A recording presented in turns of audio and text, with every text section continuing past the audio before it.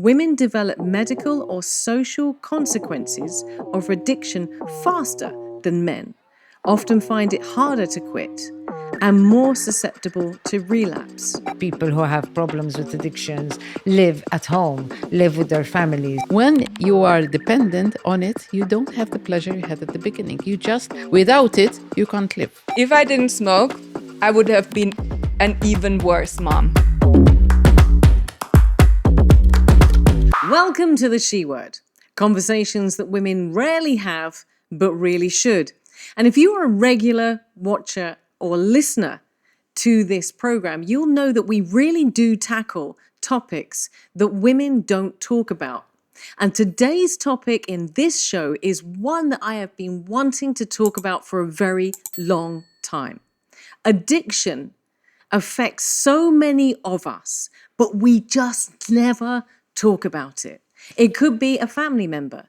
It could be a friend.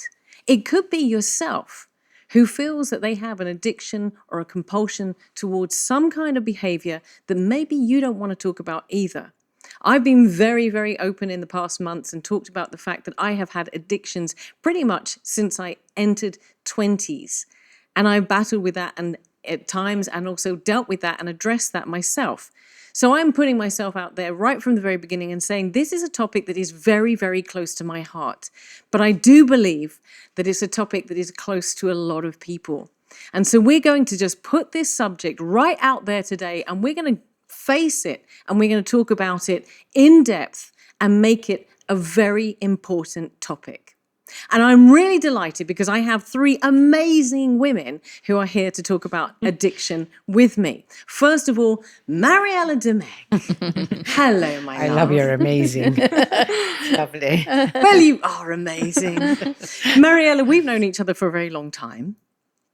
You've actually been on the She Word a number of times. We've known each other a lot longer than that because I've known you since your TV presenter days. But you are a psychotherapist, and also you've been on the She Word. You've been on the She Word talking about narcissists, talking about menopause, and also that wonderful sex show that we had. But it's The sex show. We're talking about healthy sex.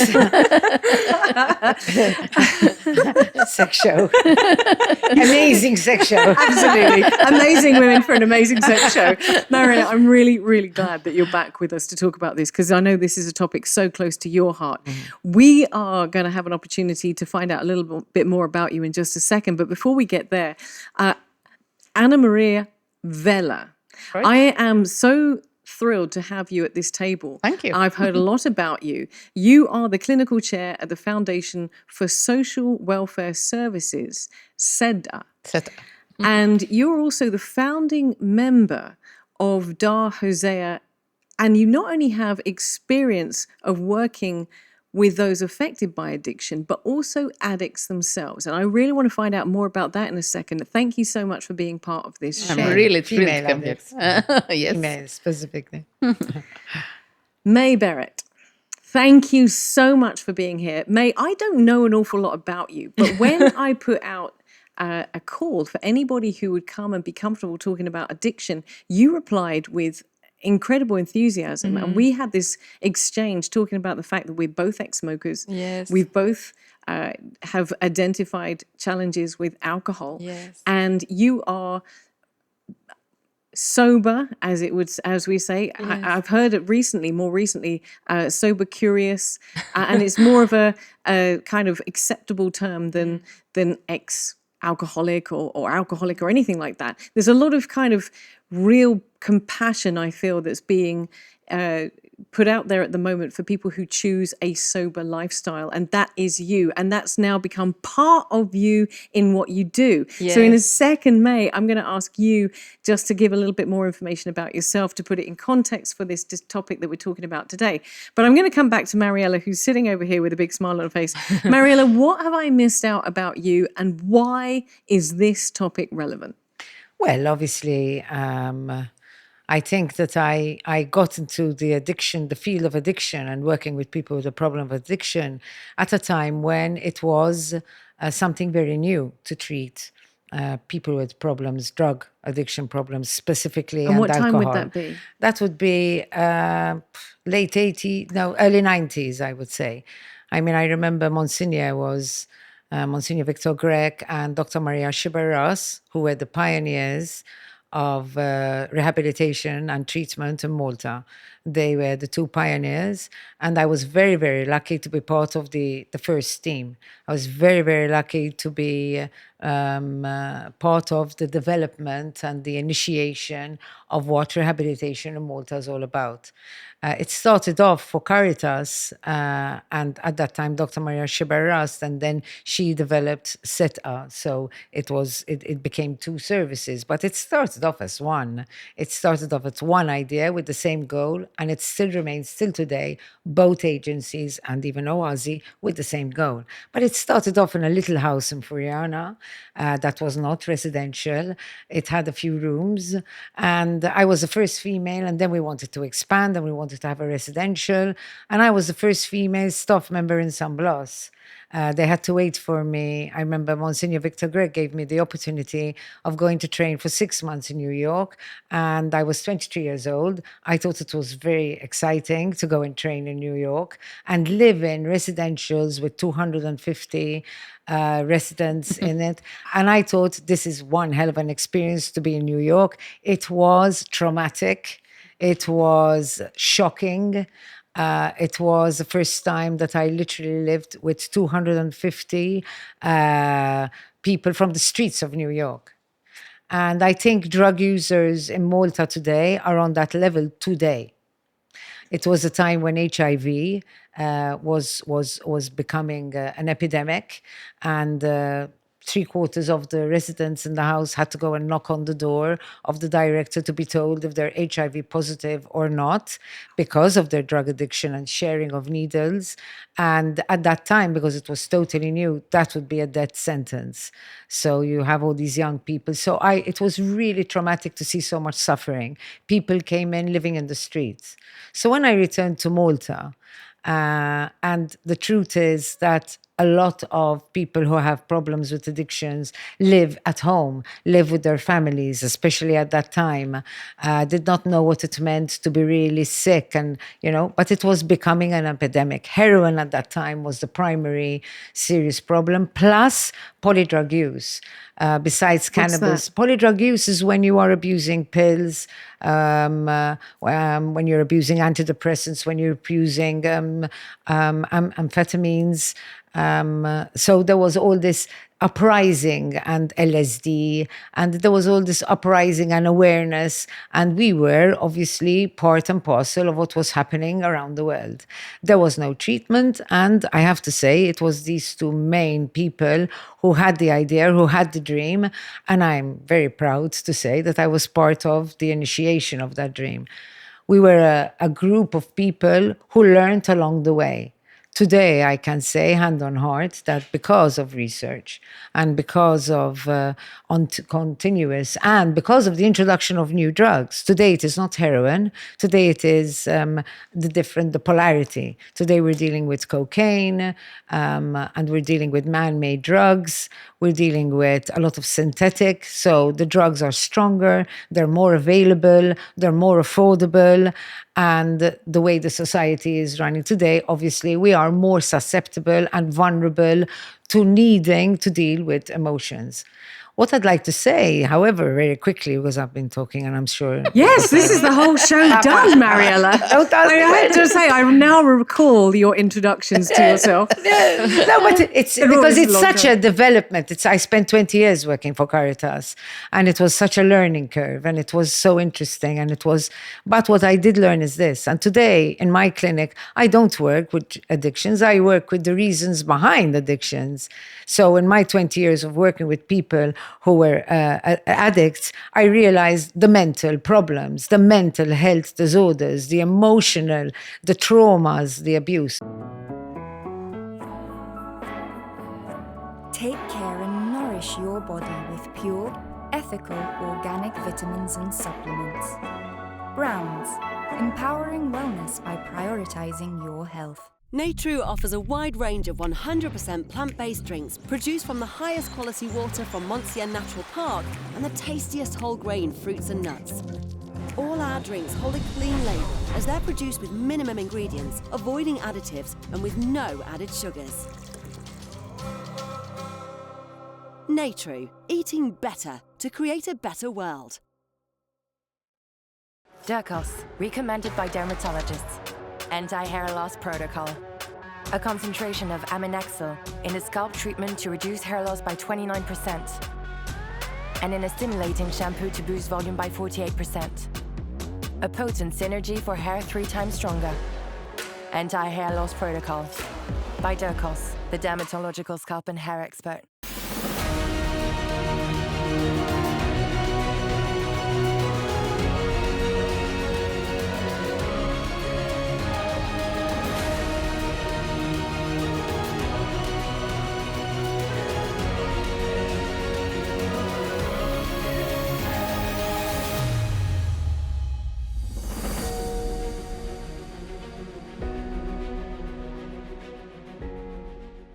Withstanding the fact that an addiction can be symptomatic of some trauma or something that's happened in your life and Yes. so on. And we're going to get to, that's going to be Yes. one of the first questions we look at in a minute, is where do addictions come from? But before Yeah. we, thank you for that very in-depth Sorry, I'm- introduction to yourself.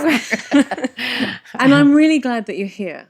And I'm really Thank you. glad that you are going to be on this discussion. So Dr. Anna Maria Vella, I've introduced It's you. Anna. Brilliant. Thank you so much. Well, you see, I'm too used to Mariela it because called you I'm- Dr. I'm Vella, and Vella. I'm like suddenly But going, for me- oh my. And look, you also have been part of this journey addressing drugs and addiction in Malta. So explain to me how you got involved and why. So, so at the time when Sedqa was starting, 1995, I was living abroad. I was in Italy. I had done my medical course there in Perugia. My husband was a vet in Perugia, and we had a 6-year-old daughter who was grumbling that she hated the babysitter. She wanted mommy to be next to her to sleep. I can't. Yeah. So at the end, we said, okay, let's move. Let's leave. Work was very difficult to get in Italy, and I said, let's start. And when I was coming over there in Italy, I had been in gynae, I had been in orthopedics. I liked surgery. But I said, I'm not going to go to Malta and work for 60-hour week, just the same like here. It would change anything. So Sedqa was asking for doctors, okay? The first doctors. I said, I'll go for that post. And my husband was saying, no way. You've studied so much. We've worked so hard. You're not going to waste your time with junkies. So I asked for a gap year. I said, look, this will be A gap year. this will be an 8 to 2 job. It's the only medical work I can do without having nights. And Maria would go to school at 8, finish at 2, we'll be together. It will be great for a short period of time. And that was 30 years ago. And That is a long gap year. now I came to Malta and no female doctors, no woman would work with drug. It was very strange. So I was there and it was very innovative. So as Mariela said, we learned by trying. That was the way it was. But what intrigued me was it was so novel, so new. You could learn so much. Everything was gap. You could fill in any gap. And You had to have a lot of energy, motivation, and love. And the thing is, discipline. it was false that it was an 8 to 2 job. Up till today, I work from 5:30 till 10 o'clock in the evening, all the time. Oh, for sure. All the time. It's a very busy job. I'm super glad to hear that we have such a positive message for what's happening in Malta. Now, we all know that drug use globally, but in Malta particularly, has been very much on the rise. And as you mentioned before, you talked about society and social circumstances. Drug use, I believe, has also become much more socially acceptable. So I want to say that we're going to talk about drugs, and we're going to talk about drug use, but we're also going to talk about addictions, because not all addictions are related to drugs, prescription or otherwise. And I think this is also where we need to open up the conversation about addiction and where addiction comes from. And this is where I'm going to introduce Mei, because our conversation was that we are both ex-smokers. I smoked 30 a day for the 10 years that I was a smoker. We both have had interesting relationships with alcohol, and which in itself inherently is part of society. And let's face it, a glass of wine is acceptable for most people. They have a good relationship, or a lot of people have a good relationship with alcohol. But what's your story? Why did you say, I want to be part of this conversation? I think for me, it's important to understand that, and the lady said that as well, it's always in the bigger picture. So I grew up with my dad drinking a lot, my mom smoking a lot, and I just always accepted it as normal. For me, this was normal. And because society normalizes drinking and smoking so much, I never thought this is not normal. It's unhealthy, you know? And you grew up in Germany. You're German. I grew up in Germany, yes. And so I went on this healing journey powered by yoga, and I said, I want to change my view on things. So I'm not going to accept anything anymore as normal, just because a lot of people do it. And it goes way deeper than just the drinking. I also, obviously, working on myself, I said, I'm seeing that I'm using alcohol to numb, to not feel emotions, to escape from certain things. And I decided to not escape anymore. And now I'm teaching other women how to feel and how to work into that respect, because I also have a background in psychology. I have a degree, and I work as a life coach now, a woman's coach. And my clients often struggle with that as well. Like, they drink too much, they feel that it's a problem in their life. And because of my own experience, they see it as an inspiration to stop themselves. So this is where I'm coming from. I'm so glad. Mariela said something, and we're going to come to this in a bit. We're not going to talk about it right this second. But you've just echoed something that Mariela said on a show, I don't know, a long time ago. And it stuck with me. Mariela said that, and you were talking about cannabis at the time, was a quick shortcut to numbing what you're feeling and getting to relaxation and bypassing any reality. Yes. And we'll come to that in a second, because that's also part of this conversation today. But I want to first of all, say thank you so much. Thank you to you ladies, because you're here with so much experience and so much knowledge. And to you, Mei, because I think that you and I are going to have a kind of a lived experience part of this conversation. I want to say thank you, and thank you also for your honesty. I'm looking forward to that too. But I want to drop some statistics in first, because addiction, whether it be alcohol, tobacco, drugs, whether it's prescription drugs, whether it's anything else, is not uncommon. And it's certainly not as uncommon as we think. However, the most frequently used substances by women are prescription medication, alcohol, and nicotine. According to one study from Harvard Medical School, women develop medical or social consequences of addiction faster than men, often find it harder to quit, and more susceptible to relapse. Typically, men are more likely to abuse illicit drugs and alcohol. 11.5% of boys and men over 12 have a substance use disorder, compared to only 6.4% of women and girls. However, we will come to the studies issue very soon, because today we're talking about women, and we've already cited before we sat down that there are more studies related to men than there are to women. But also, if you notice, the three items that you mentioned are socially acceptable. Exactly. However, women are more likely to go to the emergency room or fatally overdose due to substance abuse, which makes it incredibly serious. Females aged, this really shocked me. Females aged 12 to 17, 61.5% are more likely to have an alcohol use disorder than males. So women are much more likely to get into an alcohol issue then, I mean, 61.5% is a huge increase. So I want to start off this conversation by identifying what an addiction is, because we often think of addictions, again, as drugs and so on and so forth. But I want to talk about this. Let's put it in the context of alcohol for a second. How do we define the difference between a casual drinker and somebody who has an unhealthy relationship with alcohol? I think simply put, and with anything, not just alcohol, you have use, you have dependency, and you have addiction. So you can use something which is a mind-altering substance or something that will give you a dopamine rush. Dopamine is a chemical that will alter the way you feel. So you can have use. And the use is not going to affect your lifestyle. It's not going to impact the way you think, the way you feel. But the use is what is the first step. Then you have dependency. So you have a situation where, for example, people are not capable of going out and having a good time unless they drink and get drunk. People are not capable of going out and socializing and talking unless they have a drink. I want to mention something that is legal, that is social, that is acceptable. Or as, for example, people get used to, for example, if they talk on the phone or if they are after a meal, they need to smoke a cigarette. Yeah. I'm talking about things that are legal. It's the same with drugs. That people start off, for example, we have a serious situation where, for example, women, all right, they wake up in the morning, they have to go to work, they have to come back, they have to settle their kids, and at the end of the day, they need to unwind.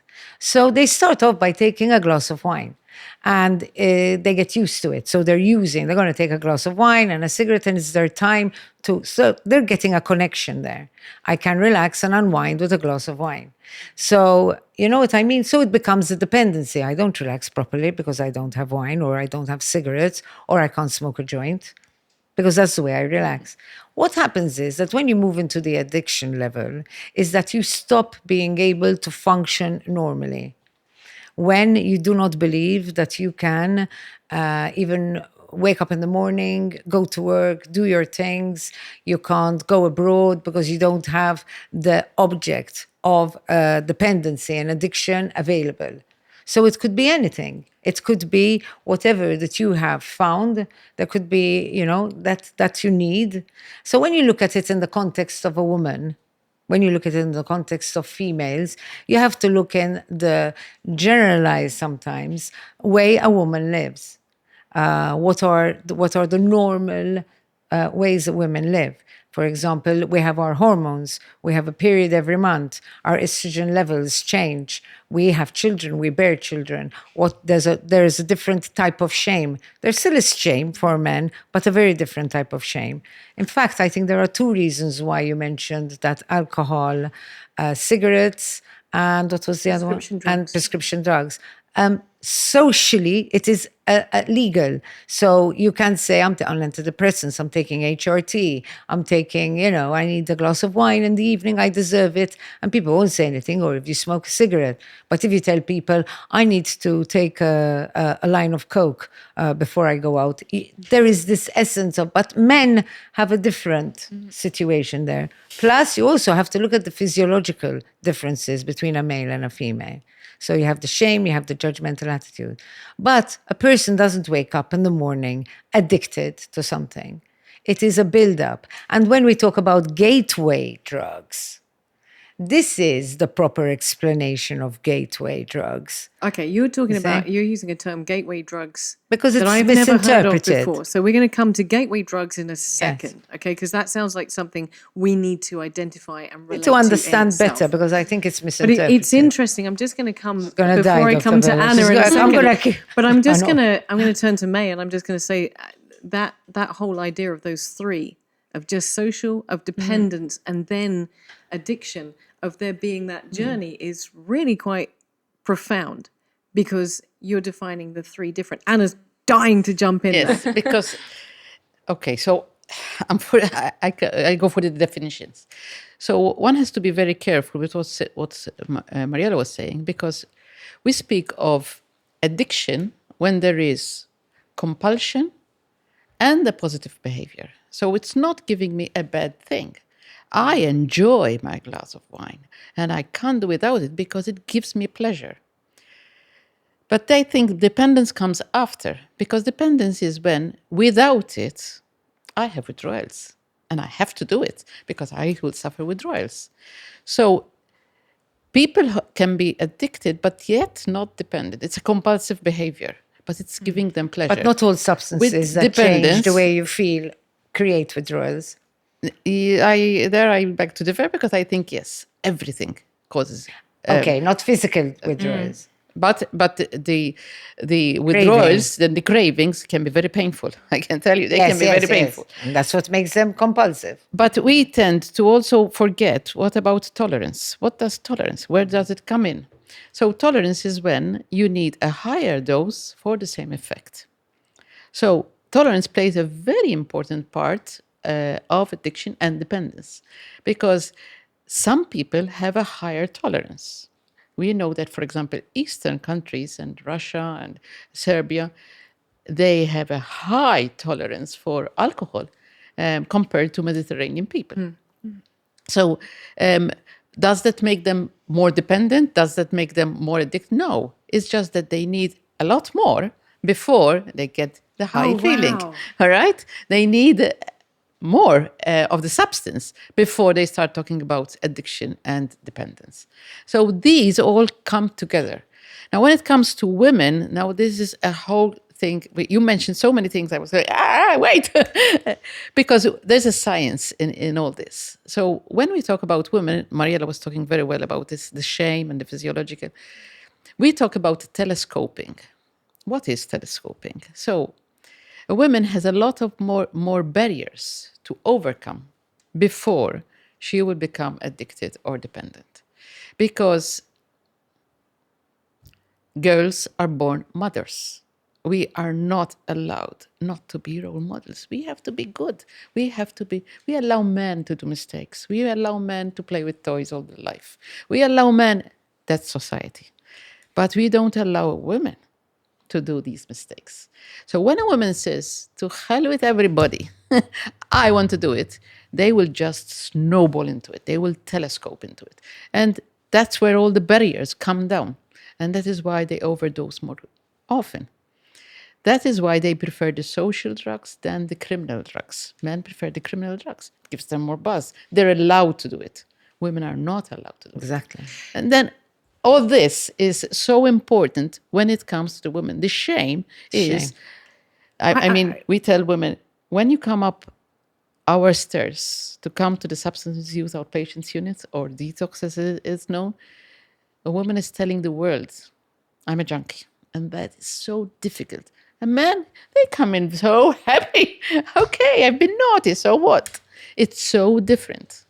I feel like I don't need to ask any more questions. That is the show done. Because you have just answered every single question I had on my script there. But I do want to come back to it. But maybe we make you curious to ask more with our... Absolutely. Well, absolutely. Yes. But I'm trying to keep up with my brain right now.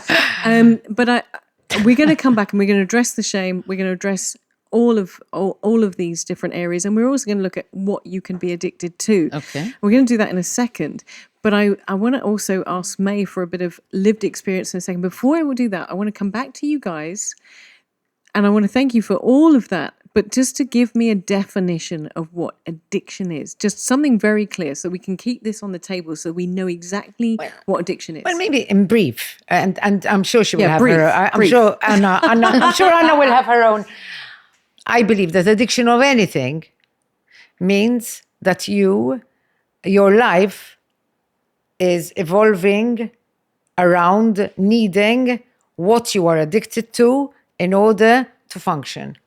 Okay. In a nutshell, because I can keep going, but in a nutshell, at the end of the day, addiction is when, in order for you to believe or to feel or to function, you need, everything evolves around what you are addicted to.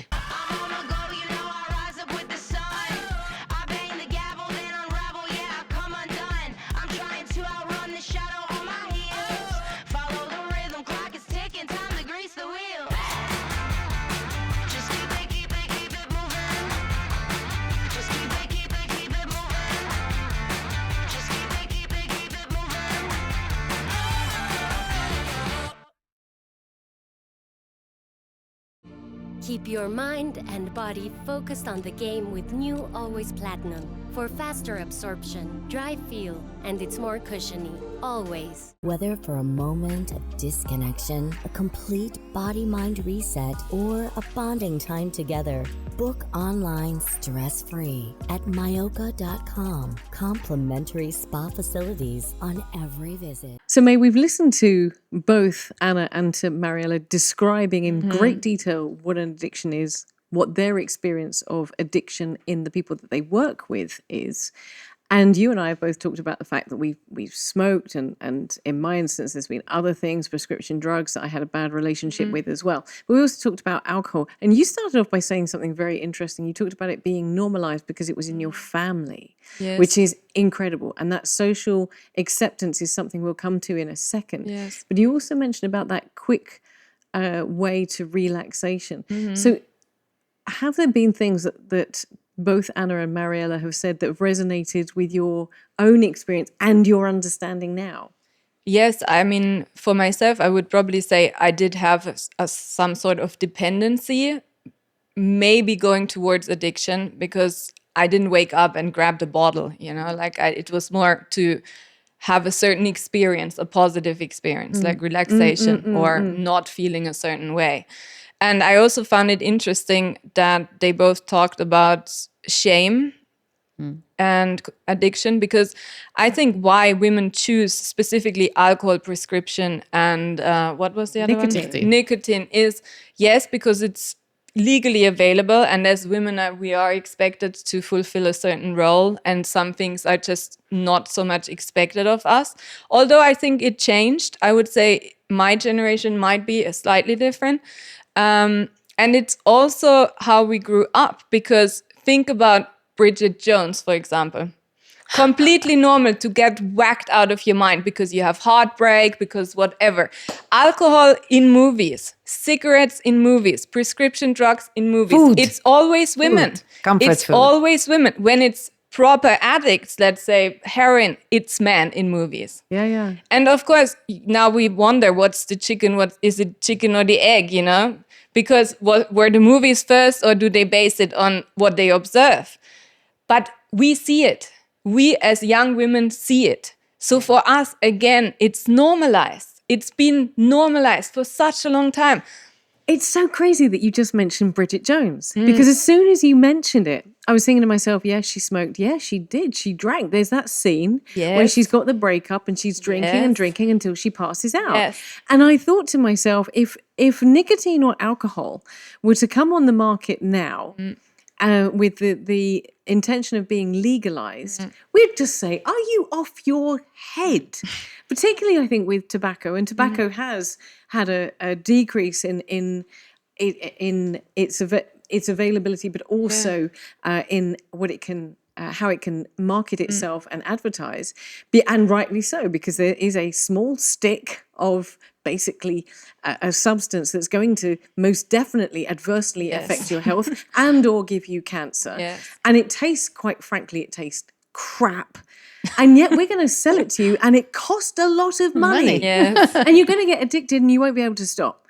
I mean, it makes no sense in the cold light of day as an ex-smoker who would stand in the snow and who would go without everything else, anything else, to make sure that I had my Marlboro Light. Yes. I would literally go without anything else. Yes. I had to spend that money Yes. and have that. But isn't it crazy? It's not. And then you said Bridget Jones. Yes. I mean, it really is. And they still do that in movies. Like these movies, like, what is it, Bridesmaids or Girls Trip or whatever. Women on Girls Trip are supposed to get whacked out of their mind with alcohol. It's in the movies. And young people see it. Older people see it. Everybody sees it. It's the normalization of alcohol, especially when it comes to women. Women need alcohol to relax. Women need alcohol to have fun with the girls. It's portraying a particular way Yes. of avoiding, unwinding, dealing with pain, Yes. dealing with feelings. So you see Specific it. to It's women, interesting. Yes. apparently. Yes, women do it one way. There's Yes. always the ice cream and Exactly. the overeating, but the men are not going to sit and eat ice cream. The No. men are going to go out to the bar and Yes. get high, it's. But even, also, we've been studying. There's been a study going on in Europe, started in 1994. Every 4 years, we check 14-year-olds to 16-year-olds, so very young people, and girls now are smoking cigarettes and taking alcohol more than boys earlier. earlier, yes. So this is also very interesting Yes. because the boys are, and what's interesting is the gap is increasing because the boys are decreasing and the girls are increasing. But girls also mature before boys. Yes, but normally. before it was not like this. In 1994, Yes. the boys were smoking and the girls No, were always taking alcohol. physically. But now, Yes, it's changing. now it's changed. We're Completely more changed. liberal. Maybe because there's less shame around it in general. That's Like you right. said, Yeah. Yes, like you yes, said. could be. And girls also develop before boys, huh? That's another factor where then boys will catch up. But girls develop before boys, even physically most of the time. So look, if we look at it like this, let's take alcohol, nicotine, some drugs, and a number of other addictions. And that- food, that's- don't and forget And food. food. Because with females, that really is an issue. And we're going to come to what we can be addicted to in a minute. But if we look at the process, first of all, there is the social acceptance. We see it on Bridget Jones. Then we start. No, I'm never going to forget that. May's just opened my eyes to something. But then we look into that journey that goes from just drinking a lot of wine because we've been dumped to going all that way through, as you described, those different relationships, as you both described, to addiction. I want to then look at a question that really stuck with me. Not everybody who drinks becomes alcoholic or No. alcohol dependent. And some people I know could have that one cigarette a day. Yes. Only one cigarette a day. Yes. And that is not a physical addiction because you cannot be addicted to tobacco if you only smoke one cigarette a Yes. day. It's a different kind of dependency. So my question would be, so that we can all identify in ourselves, and I'm pretty sure that it's something for you as well because of how you started off telling your story, is addiction genetic, generational, environmental, conditional, social? Where does addiction come from? Where do we go? How do we go from watching Bridget Jones and drinking as much as she does to actually having a dependence that is an addiction? There isn't one factor, obviously. There isn't one factor that leads someone to being addicted. There are a number of factors. It can be a genetic predisposition to, for example, being ADHD and trying out cocaine, and cocaine having a very strong influence on you that has the same, maybe sometimes effects as medication for ADHD, versus somebody who's not ADHD and trying out coke. The experience will be different. Will that person be more prone to becoming addicted? Maybe, depending on what is happening in that person's life. But that's very niche. And what we've talked about is May's family and your father and your mother. So is that genetic? So there is also be the learned. gene for alcoholism has been definitely Yes. identified. It's there. Long ago. There are Say that again for me, just in case anybody missed it. There is a gene. a gene that has been identified that will lead to alcoholism. But the gene in itself it doesn't say anything. So I always give the example of my family. I had 4 grandparents, all diabetic. So definitely, there's no way I can escape it. We were 5 siblings. We all have the gene for diabetes. But out of 5 siblings, only my brother developed at a young age diabetes. Why? What happened? So we all have the gene. But he nurtured the gene. He smoked, he ate a lot, he was overweight, he was very stressed.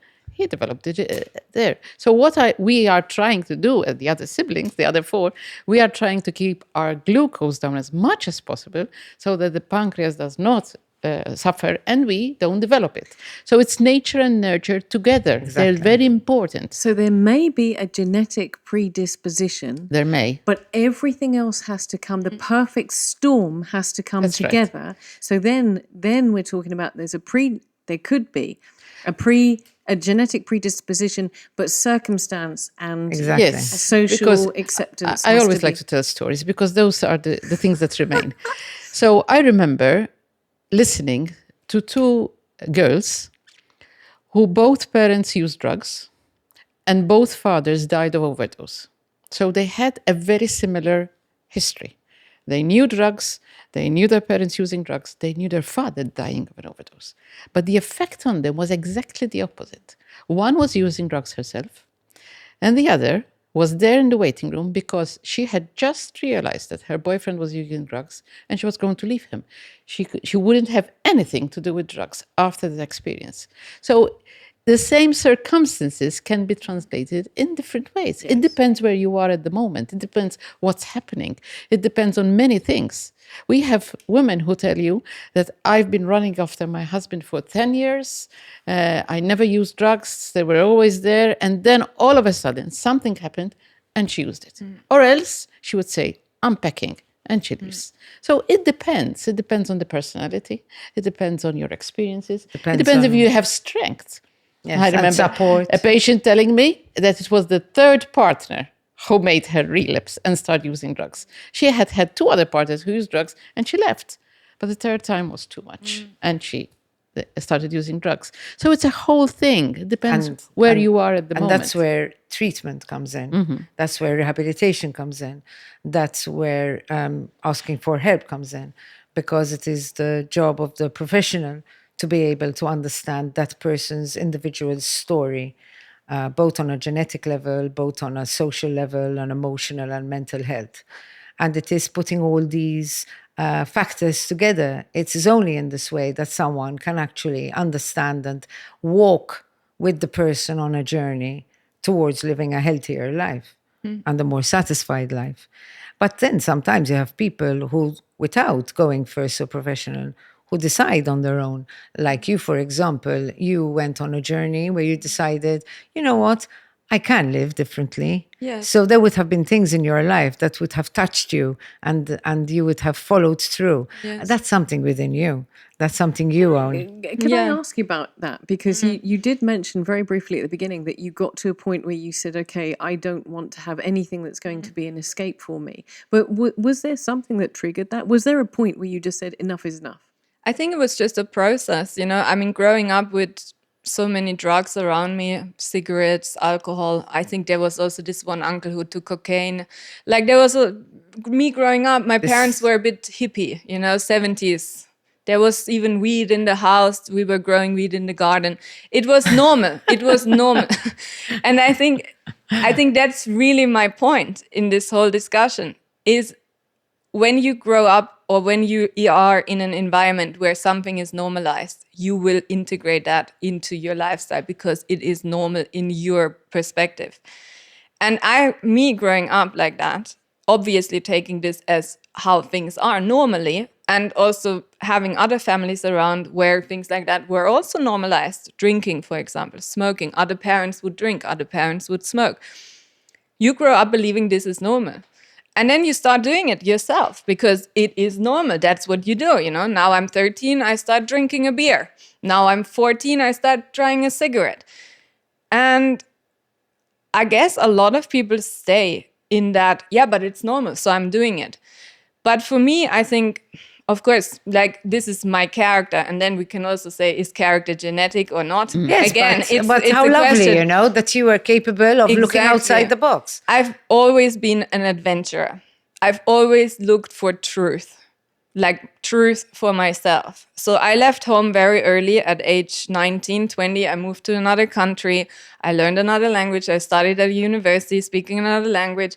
And I think it's just all these experiences and that inner like drive to look for truth, to say life can be different. Life can be different, and I want to see how different it can be. Like, just because something was a reality for some time doesn't mean it has to continue to be a reality. I can choose my reality. Yes, So I lovely. decided to step out of this smoking. I stopped smoking at age 23 and I started at 13. So I had already smoked 10 years, and I said, oh my God, I'm 23. I had smoked for 10 years. You can say that. All right. And I said, that's too much. I'm going to stop. And I stopped from one day to the next, and that was it. You want to hear how fun? I come from the opposite family. My family, the opposite. I never heard my father say a rude word. No cigarettes, no drinking, no alcohol, no grass growing except for weeds in the garden. Trust me, very rare. But I smoked. You know, at the age of 19, I also left, and I wanted to see a different world. Yes. You know, so it's really interesting. It's the other side of the Yes. coin. I was going to You say know, really interesting. exactly that, because But I again, don't smoke. I had anymore. friends who did it because they had strict parents. well, this it. was what I was going to Yeah. say, and Yeah. also in response to something that Anna said, because when I was growing up, my grandparents were alcoholic. My mother and her brother were very, very different. My uncle was alcoholic, and unfortunately, he died a reformed alcoholic, but he died because of the health issues related to that. My mother would not allow us a single drink in the house. We were not allowed alcohol in the house. I never saw anybody drink in our house, and before the age of probably 30. And my parents definitely didn't smoke, but all three of us siblings drank, smoked, did drugs. The nurturing. All That's three. right. That's right. Of that All three of gene, us. you're nurturing. But that's why I'm asking about the genetics, because I think it's really important for people to understand. We always, you will, I'm sure, relate to the fact that people talk about themselves as having compulsive or addictive personalities. It's a phrase that I've always used because it's there genetically for years and years and years and generations, and we all assumed that we just had that genetic. But what you were saying is it's not just one thing. It has to be a perfect storm. Yes, yes. So it's not just the genetics. No, And there it's is all no different addictive factors. personality. That is something I'm Yes. very... Say there's again? no No. addictive personality. That's not true. That is something we thought of in the 80s and 90s. Nobody has an addictive personality. No. We are all prone to like somebody and enjoy it. But we don't have the same personality. So there's no such thing No. as addictive No. or compulsive personality. No, compulsive Compulsive is personality is different. different. Ooh, okay. Explain this one to me then, ladies. One of you. Compulsive is when you do not have the control, but you just do it because it's there. That's the compulsive. Then you have the obsessive compulsive disorder, where there's OCD. no way you will stop doing the same thing over and over again, even if you tell yourself it's okay. But then the personality is what we're talking about, the addictive personality. As I said, addiction is pleasure and compulsion. You can't divide them from each other. So you cannot have somebody who has Stronger than you, in a way, if you want to yes, say it in yes. layman. Something that's stronger, you feel it's takes stronger over. than you. Takes over. Even the most precious people, the people you love, because many times Yes, I hear this over and over again. heartbreaking. How can't you think of your children by making it? You can't. It's different. I'm going to touch on that for 1 second because I think this is really important. I'm going to reiterate this. If you have an addiction, which is a marriage of compulsion and pleasure, and you have an addiction, it's not that you don't care about the people around you. No. It's not that you don't care about your children or your husband or your aunt or your... No, your- wait, let me stop you there. Hold on. You stop caring, huh? Let me make it very clear, because I don't just think about the person who has a problem. It's the whole people around the person who has a problem. No, it is you stop caring. But the reason behind why you stop caring, because I cannot care about you because I'm a sociopath. I cannot care about you because I'm a narcissist. Let me finish what I was saying. Let me finish what I was saying, though. What I'm saying is that you don't... So, for instance, it could be that an alcoholic, let's say, and I'm relating to a situation Person I with know, a problem with alcohol, doesn't no longer care about their wife or their child. They they care and are more driven by their addiction.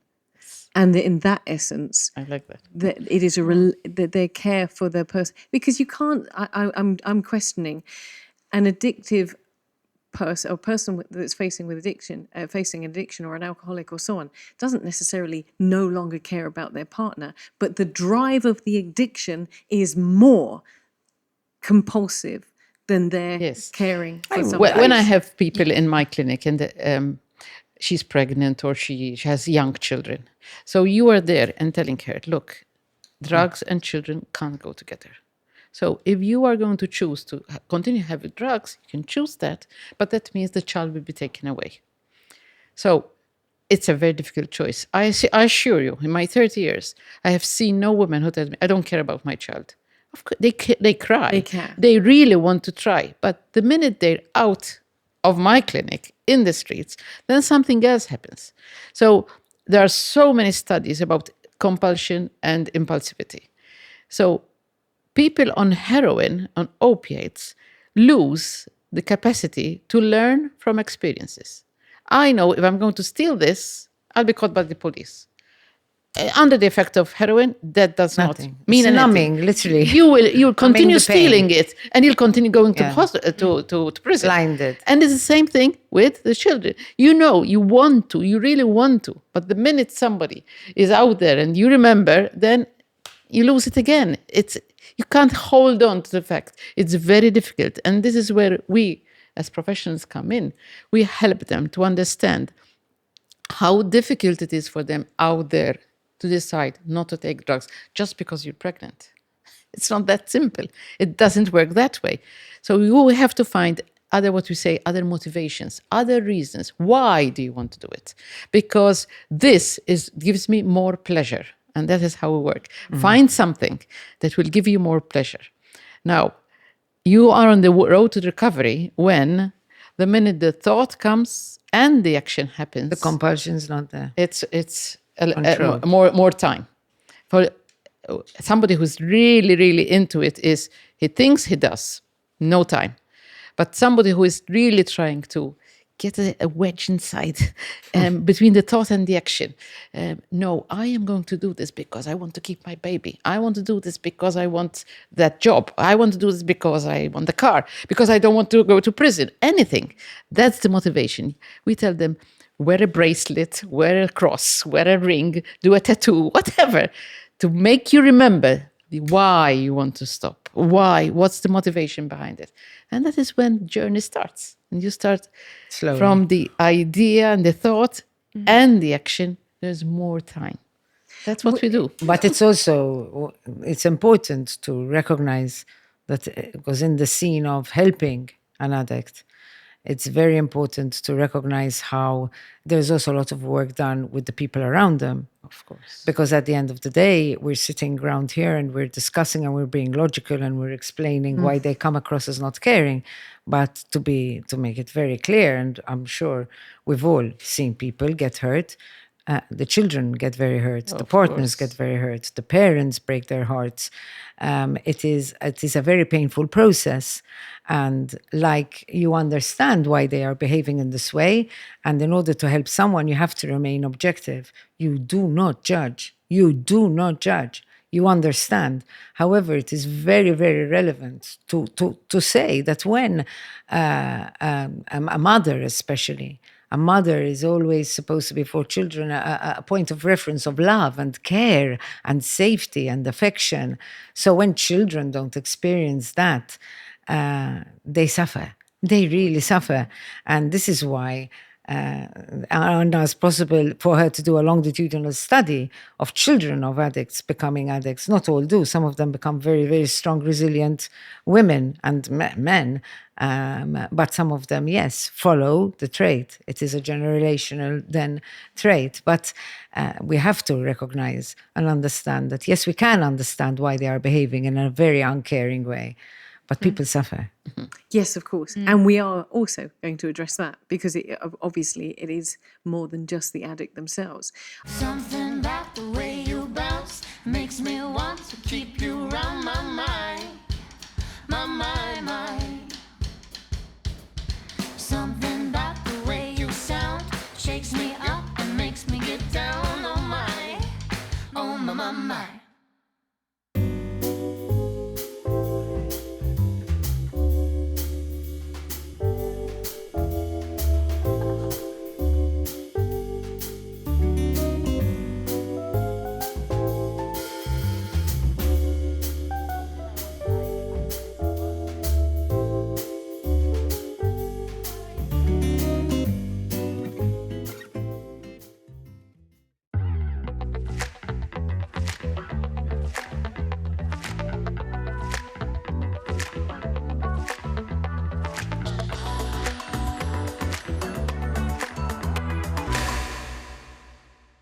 Try new Always Platinum for faster absorption, dry feel, and it's more cushiony.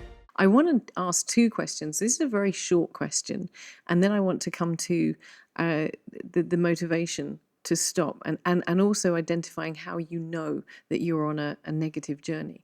But before we do that, I just want to address the fact we talked a lot about drugs. We mentioned prescription drugs. We talked about alcohol. You and I both smoked. I smoked from 20 to 30. My motivation, we talked about motivation there, and my motivation was that I saw somebody in the high street. I was 30 years old. I was about to turn 31, and I saw someone, this beautiful woman, walking down the high street in the UK. And I just thought to myself, as we do, wow, she's just like a beautiful looking woman. And she turned around and she pulled the cigarette out of her mouth. And I realized that my perception of that person changed immediately. And I did not see her as this stunning woman, because I actually felt like no woman, it's my opinion, but that cigarette smoking is not a pretty thing. And it was enough in that instance at 31, I was about to be 31, to say, okay, you need to stop this. You need to get this in hand. You are never going to look attractive. I was single at the time. You're never going to look attractive. Okay, there's the motivation. Let's go for it. Okay. Forget the woman with the cigarette, Trudy. But that was my motivation, and I didn't want to look If like you saw a that. good-looking man with a cigarette, would you have felt the same? Yeah, Would you have judged him in the same way? I would have judged him. Yeah. Okay. Now I would. But let's not get into that, because I'm just feeling like I'm going to get a lot of comments on this show. Oh, Trudy, how can you judge people like that? But I'm going to tell you, that's my personal. So addiction, compulsion, and dependency, all different elements of a very interesting bag on the table here. And I think we need to address all of them. But what, aside from drugs, Behavioral. And alcohol, tobacco, can we be addicted to? Because I think that there's some addictions that we don't talk about, like gambling, again, particularly with the emergence of gambling that can be secret. That is also something that is highly addictive. And women. And is on the rise in women. So it's gaming, gambling, shopping, Eating. internet, eating disorders. These are all part of women. And all available and private. And what is interesting, a woman came a few months ago. She had a gaming issue with her mobile. So she wouldn't spend 1 cent. So it's not a money issue. But she would game all night long with these stupid little games on the mobile. And then she would have an alarm telling her it's time to wake your daughter and take her to school. So she would wake her daughter, buy lunch on the way, and take the girl to school. And then she would go home and continue gaming. And then she would have another alarm, time to get your daughter from school. Take her and then put something in the microwave and feed the child. And continue gaming. And this went on and on. Until her daughter said, "Mummy, not from the freezer to the microwave. Please prepare me a cooked lunch." And she just looked at her and said, it was a wake-up call. She realized there and then she was wasting all her time gaming, that's all. She was not spending money, she wasn't doing anything wrong, but she was wasting her time. And in front of a daughter asking for a cooked lunch was her motivation. Yes. So that's really interesting. We were talking about, and Mariela said something very, very key back there, because I think this may reflect to female behavior, and you can correct me if I'm wrong. But we talked about gambling, still prevalent in women. We talked about shopping. We talked about gaming, eating, or in the case, I've had eating disorders myself, which became very, very compulsive and addictive. And be careful what I'm saying now, because I have two experts at the table. Okay. 3 experts at the table.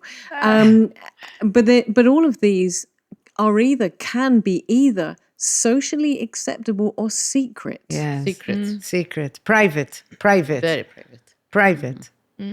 Does that apply to, and we're referring It applies more specifically to to women. women? Trudy, it applies more to women. It applies more to women, and it's more possible because of women's lifestyle. Because although, yes, there are more women in the workforce, there are a large number of women who have to work part-time and spend time at home. This is reality. At the end of the day, most of the women are the home carers and the ones who raise the kids. All right. And second, so they have more opportunity. We have to also look at that to do these kind of things in private. So here's my question. Here's the big one. If we're putting on the table in front of us, not just drugs, there's also, of course, there's now socially acceptable drugs as well. So we're not just talking about heroin and cocaine. We're talking about socially acceptable drugs. Maybe there's prescription drugs. There's definitely alcohol. There's definitely tobacco. There could be shopping. There could be food. There could be gaming, gambling. There could be all number of different things that can become an addiction. And the addiction is going to override your ability to care about yourself and the people around you. We know that for sure. Okay. Yes. When do you know that your behavior has taken a step over the boundary of just enjoying that casual drink? When do you know as an individual, or when do you know as a relative or a friend that something is not right? Because I think so many boundaries are blurred. But it's usually when the people around you start commenting. So even with alcohol, even with many things, it could be the children, your partner, or whoever who tells you, isn't that a bit Or too work, extra? or work. It's when you realize that you finish your sick leave before the month is over. When you finish, you stay at home because Explain that to me about the sick leave. because they start not waking up in the morning because they're On too time. tired, because they've spent the night playing, and they call and say, I'm sick, I can't do it. And then all of a sudden, January is over and you have finished all your sick leave. That is when, these are the wake-up calls. It's when all of a sudden you don't care. For example, I have somebody who works in these gaming shops where you have all the different machines. And the woman come in and tell him at 9, so please call me at 3 because I have to go home and prepare lunch. And he tells me, I have to go, all the women are there, spend all the morning, all the time. They don't eat, they don't do anything. They're just there with the slot machines. And it's all a secret. And you It's know all a what's big another secret. thing that makes them realize, when it makes people realize that they've become really addicted? When something happens in their life where they cannot keep on doing what they're doing. Sometimes it's not even partners or people around them commenting. It's like, for example, a situation where they cannot keep on doing what they're doing. And then they get really affected and they realize, oh my God, what's happening to me? I've had people who have come to the clinic because of circumstances where, for example, they don't have as much time, don't have much opportunity, availability, their lifestyle had to change, they had to work more or less, whatever. Or, and that is a real wake-up call. When you have a bronchitis and you're in hospital and you can't smoke. And you just looked at me. You're like, you know that what I'm talking about. I thought you said you were going to say something different, which is also along these lines. You know when you're over your cold, when you notice that you're coughing. Because before you don't notice the cough because you're coughing all the time. But then when you have that one cough, which is like, oh, and you're like, oh, I'm noticing this cough now. So I haven't coughed for a long time. And especially if you're a smoker, you feel that difference, obviously. Yeah. Or I think sometimes the circumstances, even for example, being arrested. Even for example, being arrested, being taken to jail. Hopefully there are no drugs in jail, but being taken to jail, all of a sudden you don't have the same availability. And it is so hard when somebody is forced. Doesn't mean it doesn't always work. Let me make that very clear, because research has shown that sometimes it works and it works perfectly fine. But it feels absolutely awful to be forced not to take your substance of choice, whatever it is. I want to come back to something and to put that in context, to something that Anna just said there again. When people around you start making comments, Yes. I don't recall anybody ever making a comment to me. Yeah, I wanted to say something about that as well. I think, and I understand that things might have changed, you know, like there's a lot of women nowadays that don't have children anymore. They are individuals. They live an individualistic life in their 30s, in their 40s. Work is Their not 50s. Yeah, work is not the same either. People work from home. There isn't this community that you have colleagues you meet every day and they notice changes It's in changing. you. Like I've heard of instances when I think it was actually a year or two ago, a friend of a friend knew a guy who literally died from alcohol poisoning. And nobody knew he was even a big drinker. Because he worked from home, and also these, let's say, like these iGaming companies, they have after work drinks all the time. It's encouraged. It's a way to socialize. Yes. Especially with these like legal drugs, alcohol, cigarettes. You don't notice. You don't, because again, it's so normalized. Yes, you notice if someone comes in with an overdose, if someone faints or someone is passed out puking in Portugal. Yes, these people you notice, but you don't notice the people that do it every day in the privacy of their home. And addicts are very clever Yeah. at hiding their addictions. But it's not even hiding because No, it's they hide. also They so hide. normalized. But yes, I mean, I can relate to that. But I'm also, May is saying that you can carry an addiction with you in Yes. plain sight. Yes, in because plain of sight. social Yes. acceptance. Coming back to what I was saying to Anna, is I don't recall anybody ever making a comment to me about any of my behavior, even when I was smoking 30 a day. Granted, it was back in the They wanna would say today, I 90s. think. Trudy, if Maybe you're they would smoking today. 30. Maybe, but what I'm saying would. is it wasn't said to me. Yeah. So it wasn't something that I had a comment with regards to. But if you care about somebody, if you Yes. care about your partner, your mum, your child, and you notice and you pick up on the things that you just said, you're seeing that the behavior is relating to this dependence. You know, you see through the secrecy. That's right. And you manage to catch a glimpse of what is being hidden, even if, like you've said, it's in plain sight. And you think to yourself, you know what? I'm not sure that's great. How do you address that conversation? Because a lot of times, that's just not a conversation that we want to have. It's very normal, especially if shame is involved, especially if the person does not want to change their behavior, especially if the person is really dependent on this substance, whatever they're doing, their behavior or substance. It's very hard. So it's not surprising that somebody would react aggressively, defensively, offended, throw a guilt trip all the way on you. So that's why I believe a person should get professional help on how to do this, because you do have to be brave and you do have to be caring and assertive at the same time. And you do have to accept that the journey, and Anna will tell you also, the journey to become, to work through an addiction is a long journey. And I think loved ones many times hope that it's okay. I brought you to Sedqa, to Carita, to help, to a therapist, to a clinic. That's it. Okay. Oh, wait for the journey. Wait for the journey. So I want to talk about the journey in a second Yeah. because I want anybody who's aware of this to know what that journey is going to look like. Yeah.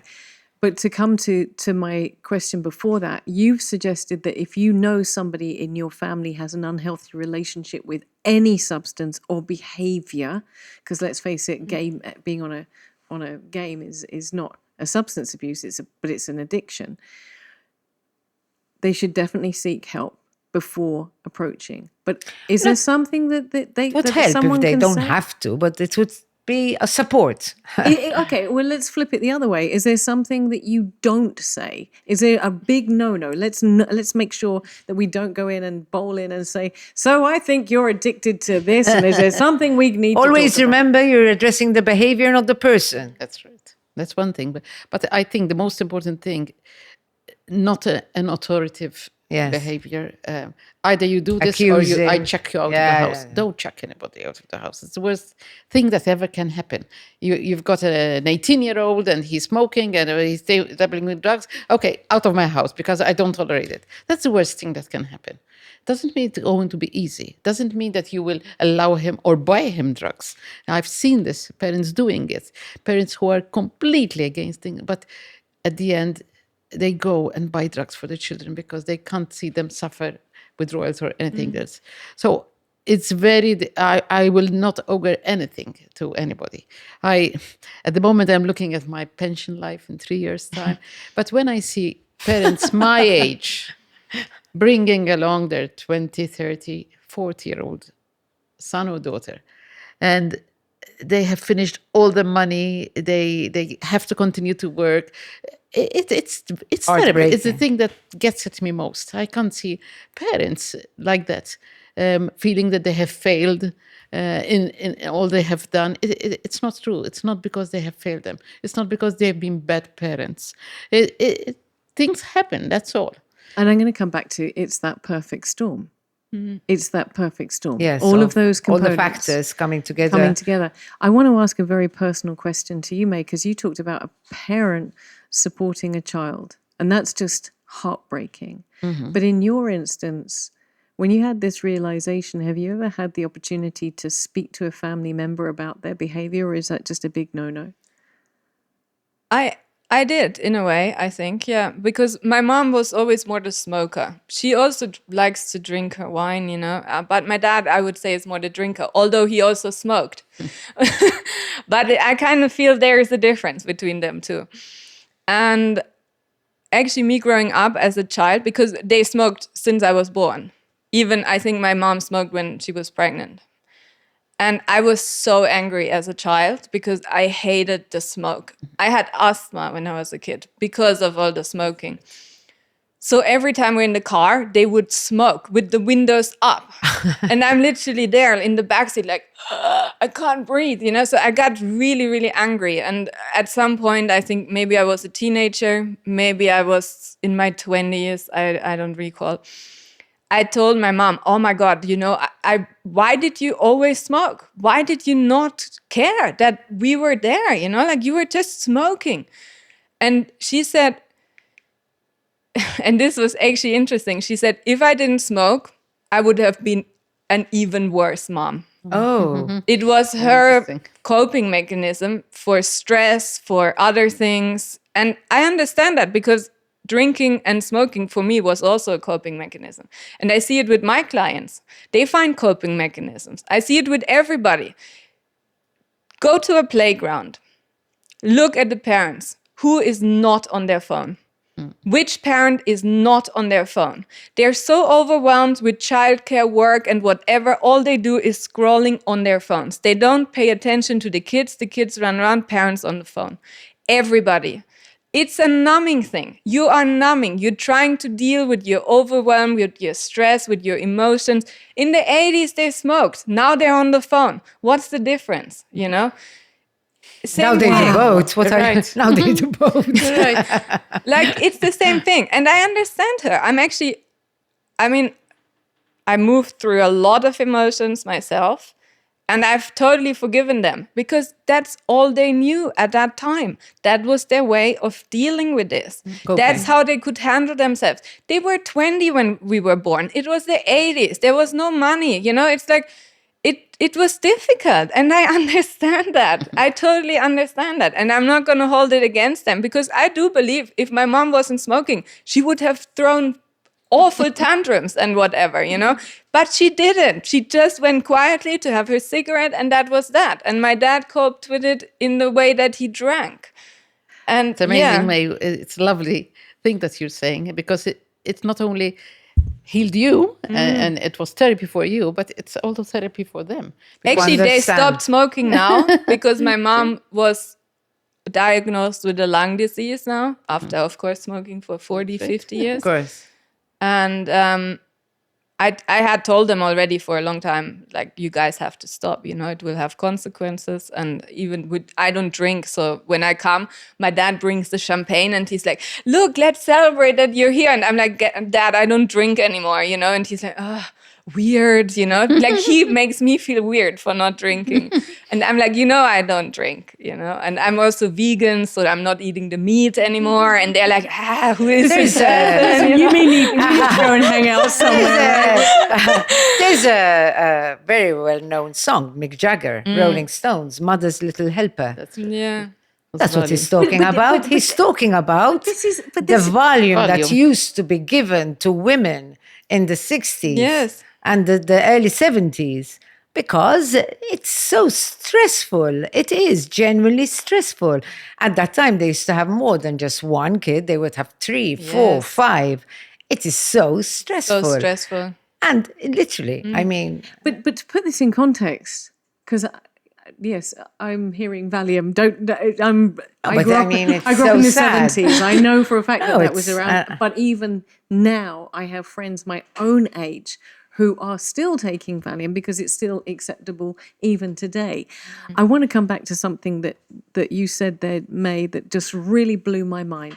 We've talked about this perfect storm, and in a second I'm going to ask you guys to help me with a synopsis for anybody that's watching or listening to this so that we can really give a bit of a guide for anyone. But I want to come back to something that you said there.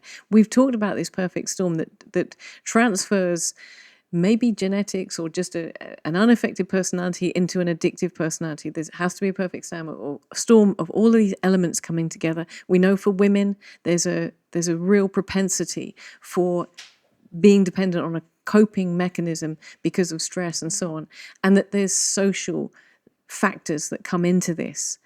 But you just said, and now you go to the playground and you see parents on the phone.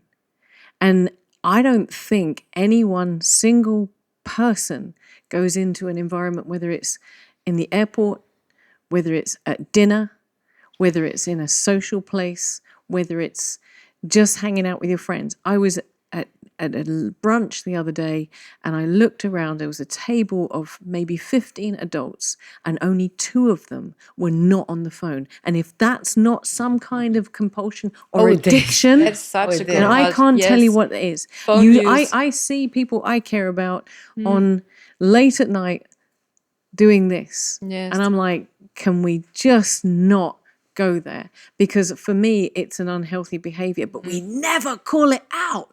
We never call it out because it's, for me, it would seem it's being called out now. Totally normalized. It's being called out, but it's also very normalized. But it is normalized, but it's beginning to be called out now. I would say beginning to be called out. It is being called out. Yes. Like, for example, now there are places where you go in and you leave the mobile at the door. But rarely. But it's obviously, it had to build up. It's been, I remember a time when 20 years ago where I had no phone, where, in fact, recently I went abroad, left by mistake the phone behind, and I was really happy. I spent a week abroad without a phone.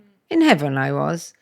So can I ask, would it be possible to add this to the addiction possibilities that we've talked about? We've talked about gaming, we've talked about shopping, we've talked about food, we've talked about... It could be anything, as long as there is a compulsion and a need and a desire, and that you can't control, that takes over the rationale of what is the healthiest like some sort of fulfillment. It could be anything. It could Trudy. be work. Yeah. It could be something. It is many times Exercise. Some people exercise themselves into the grave as well. It could be anything, yes. Yeah. Yes, exactly. So addiction... Love, it could be love, it could be sex. Yes. Well, yes. Yes. So addiction can be literally anything. So I want to come back to kind of summarizing as we come to the end here.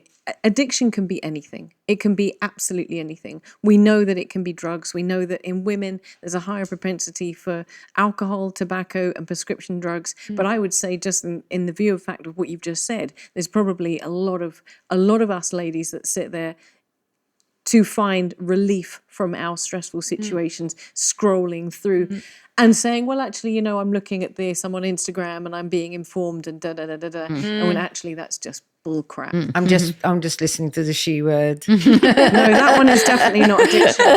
Anyone can listen to that as much as you like and scroll throughout Over and much over. as you want. Over and over again. Absolutely. I have an immunity for that, okay? No addiction here.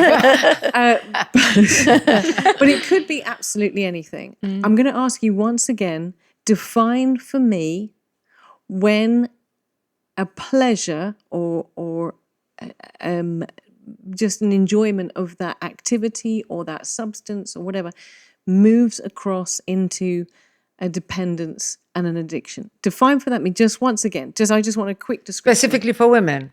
Specifically for women. Go on. I'll speak after you. Let me let me shut my mouth a bit first. I would say nothing.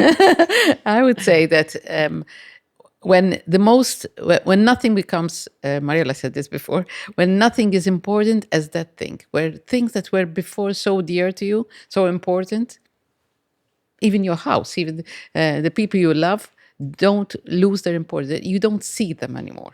So that is when you have crossed the bridge, and now you are. There's no pleasure in what you're doing, because this is what is interesting. When you are dependent on it, you don't have the pleasure you had at the beginning. You just, without it, you can't live. Without it, you can't function. It's not about pleasure anymore. So it's about need. Using that example of the lady on the phone with the gaming, her compulsion, her need to play that game overrode her relationship with her family, with her daughter. That's right. And so that was more important than feeding her daughter a cooked meal. That's right. Okay, so that is And where being present emotionally. and that's being where present, yes. we haven't even touched on why and how, and That's right. we're going to have a second show on this for sure. I'm going to ask you guys to come back for a second show. But that's what an addiction is, when your need overrides everything else. That's right. Prioritizes.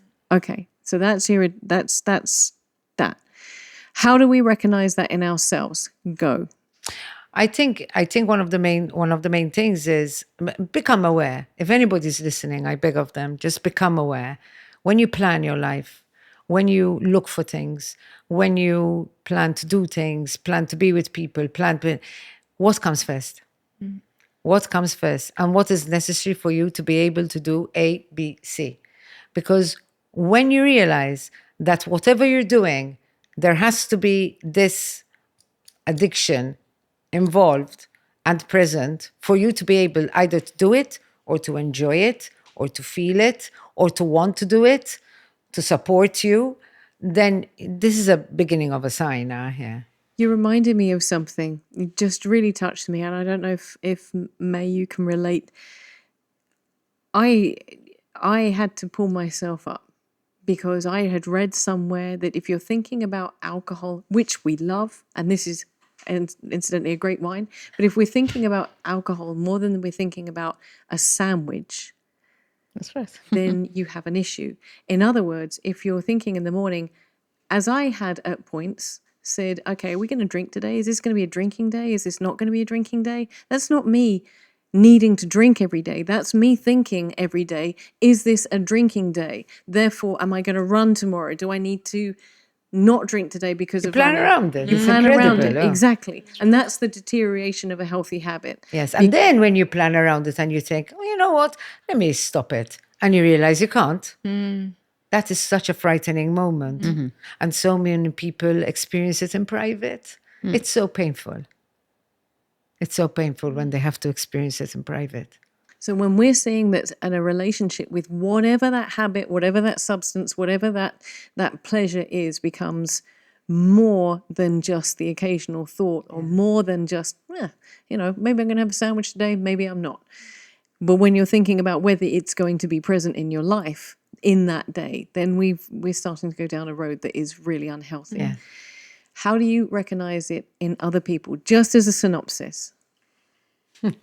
I was thinking about, because things have changed a bit lately, women who are in their 40s today would have skipped the fun a lot and they would get married, settled, and then the husband would have left, and all of a sudden they realize, I haven't had fun in my life.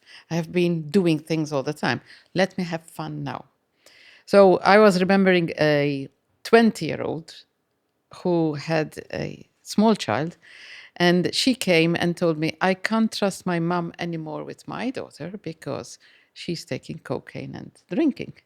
And that was when, this is happening more lately, the 20-year-olds are bringing their 40-year-old parents because of their alcohol and cocaine. So things continue to change. So it's when, this is why I said it's when the children and important others in Or your the life partners or work start pointing at you. This is not on. I will not trust you with my daughter anymore because you're not okay. So these are the things that, because you're playing on your mobile all the time, you're not paying attention. You're not there. Okay. So if we're spotting this behavior in somebody else, again, I'm just pulling up a synopsis because we've had a really great long conversation and it's been amazing. But if you spot that behavior in somebody else, you spot it, maybe you spotted it in yourself, maybe you spotted it in someone else. What's the action points? What do you do, not Well, do? it depends on the type of relationship you have, always. But whatever I believe is, and whenever I've spoken with people, it's this: be very aware that you're talking about their behavior, not about them. So it's not you are, what you are doing is hurting. What you are doing, how you are behaving, that's very important. Second of all, do it out of love. Do it, find a place of love. And you could be very hurt, and you could be very angry, and you could be very frustrated. And yes, you could be feeling judgmental because sometimes the behavior is really offensive. So you really need to shelve those feelings. If you really care for the person, you have to be very assertive, and you need to expect that there's going to be a defensive attitude, an angry attitude. But trust me, you have sown the seed. You have sown the seed and you have changed the normalization that you really highlighted, and I really appreciate that. The normalization factor. You are informing the person, this is not okay. You are hurting yourself, you are hurting the people who love you, and I love you, I accept you, but I do not accept this behavior. And that needs to be the message. Absolutely. And beautiful. And I'm really, really pleased that you've said that.